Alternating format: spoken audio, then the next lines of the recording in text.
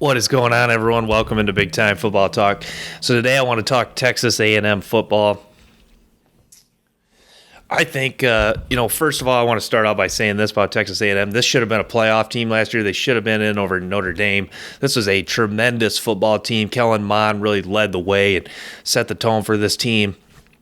And, he's a guy that could do, good things with the Vikings in the NFL. So, yeah, first, that's why I wanted to start off. That was a great football team, and they had big notable wins over UNC in the Orange Bowl, upset Florida by 3. That was a phenomenal football game, and they lost to Bama big, but they really, early on they competed in that game and they showed a lot of heart, and their offense really did some good things, and that was the second most, second or third most points, tied for second most points that that Bama allowed all season. So, yeah, and Texas A&M, for the coach, Jimbo Fisher heads into his fourth year now, 9-4, 8-5, and then 9-1. If you really saw in the pandemic year, the great coaches really fared well, and the programs that were guided well did a great job. Mac Brown, Nick Saban, Dabo, and Dan Mullen. Usually the better coach teams really thrived. So, and then so Texas A&M, manageable schedule.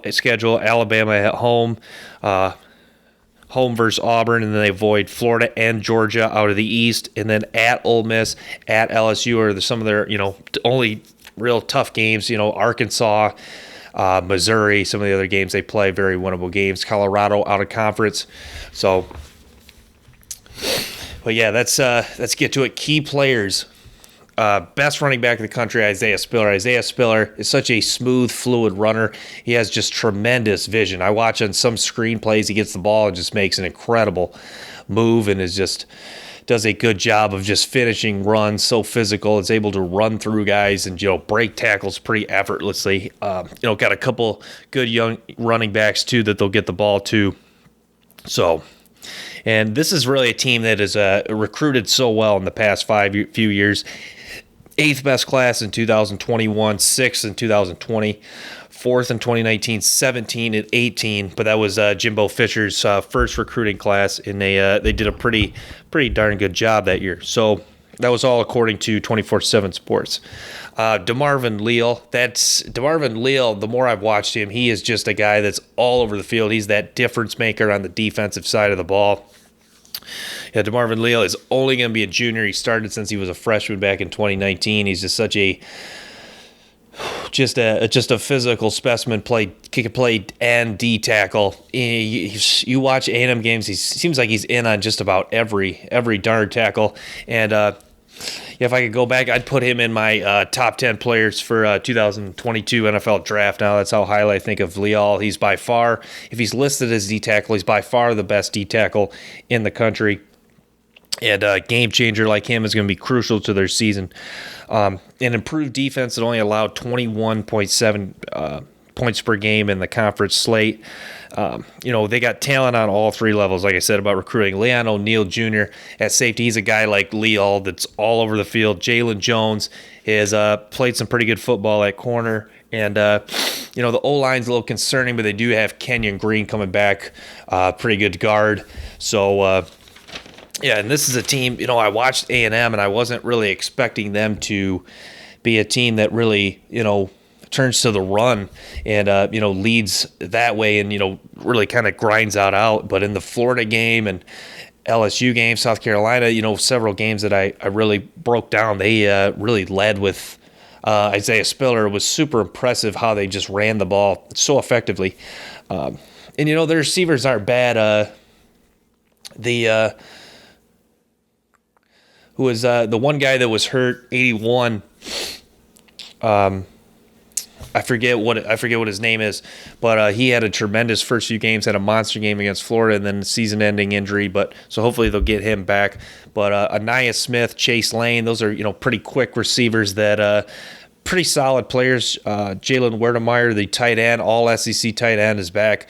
Really like what he can do blocking and receiving, and he's whoever starts at quarterback for A&M. is going to have a good comfort blanket at tight end to throw the ball to. So, yeah, then when they talk, A&M after the spring, their talent is so good everywhere else that it's kind of one of those things. They're not really super worried about who's going to play quarterback for this team. This is just a team that is so talented that a quarterback can't, even if he doesn't perform super well, the rest of the team around him is just so good, and you have such an effective running game with Spiller, and it's such a great coach and offensive mind and Jimbo Fisher that those things will kind of carry the if it's average quarterback play, they'll kind of hide that. So, but yeah, this is A&M. This is a team that I think is going to challenge Bama. I think the Alabama game, week 5 this year, I believe it is. I think that game will decide that team will win the SEC. This is a Texas A&M team that is just scratching and clawing to get to that Tier 1 programs. I've said before, the Tier 1, Ohio State, Alabama, and Clemson. They get that. If they beat Bama this year, I think they're right in the mix as that Tier 1 program. And don't be shocked if this is one of those Cinderella, 14-0 season. I think that's how highly I think of A&M this year. This could be an Alabama, the LSU, because you see, once you get a team with a lot of NFL talent and it all kind of comes together, you have a few, top 10 recruiting cycles in recent years. This is when, all the talent can kind of accumulate, and it kind of can bring together a year of where you have a bunch of NFL talent, and then you're just so much dominant. But yeah, this defense just it's when I watched the North Carolina game, you could tell they were just the bigger, more physical, faster team on the football field. So yeah, I love the direction of this program. Jimbo Fisher obviously has done it before. Florida State won a national championship. It's interesting how the roles reverse. Jimbo Fisher is trying to overcome Alabama and Jimbo Fisher and beat this team so they can get over that hump to get to a Tier 1 program. Because at Florida State, Clemson was trying to get through Florida State and finally get that signature win over Florida State and win the ACC, because the road went through him and Florida State back when he was there a few years back. And just like at Florida State, or just like now at Florida State, he was recruiting so well.